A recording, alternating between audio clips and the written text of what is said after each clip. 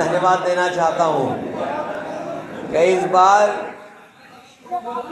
तपती हुई गर्मी में जहाँ लोग घरों से नहीं निकल रहे थे और उतनी दोपहरी में या कैसा भी समय रहा होगा, समाजवादी कार्यकर्ता सभाओं में आया, घर घर गया, गांव-गांव गया और पार्टी के कार्यक्रमों को लेकर के जनता के बीच में लगातार बना रहा। मैं एक एक समाजवादी कार्यकर्ता, नेता, संगठन के पदाधिकारियों को बहुत बहुत धन्यवाद देना चाहता हूं और उनको बधाई देना चाहता हूं कि पूरे उत्तर प्रदेश में उन्होंने ऐतिहासिक जीत दिलाई है। 2024 का चुनाव जनता के मुद्दों की जीत का चुनाव रहा। मैं जनता को विशेष बधाई इसलिए भी देता हूं कि उन्होंने संविधान बचाने के लिए जो मतदान किया था, जो संविधान बचाने के लिए घरों से निकल करके मतदाता आए, मैं उनको भी धन्यवाद और आभार प्रकट करता हूं।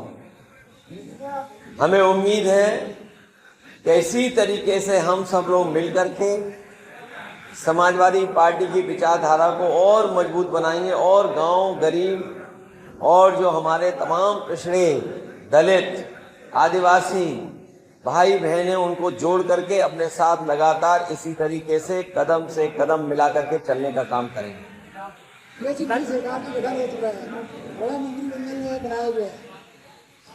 केवल 2024 तारीख बदली है, साल बदला है, बाकी तो सब कुछ पुराना दिखाई दे रहा है। सांसदों के साथ अब सब दिल्ली में जा रहे हैं और क्या मुद्दे रहने वाले हैं, किस भूमिका में रहेगा? अब बहुत जल्दी जब भी लोकसभा शुरू होगी, क्योंकि लोकसभा शुरू होने से पहले अभी सभी सदस्यों को शपथ दिलाई जाएगी और जैसे कार्यक्रम बढ़ेगा समाजवादी पार्टी के कार्यकर्ता, उनको फिलहाल तो हम लोग धन्यवाद दे रहे हैं और बहुत जल्दी जब सदन चलेगा तो जनता के सवाल और संविधान के सवालों को रखा जाएगा।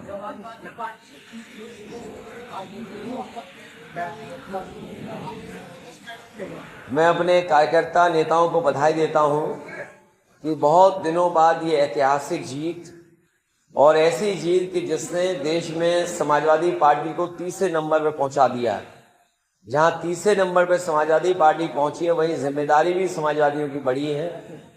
जो सिद्धांत डॉक्टर राम मनोहर लोहिया जी ने दिया, जिन सिद्धांतों को लेकर के बाबा साहब भीमराव अम्बेडकर जी ने लगातार जीवन भर काम किया, नेताजी ने जो संघर्ष किया, उस रास्ते पे हम सब लोग चलेंगे और कोशिश रहेगी कि समाजवादी पार्टी उत्तर प्रदेश में इसी तरीके से और मजबूत बनी रहे।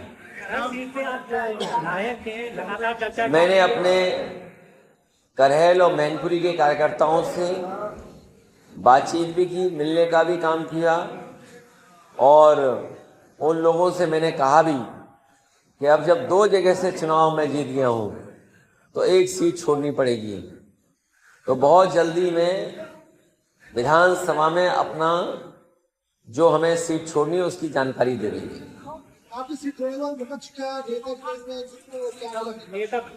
वो हम लोग तय कर लेंगे।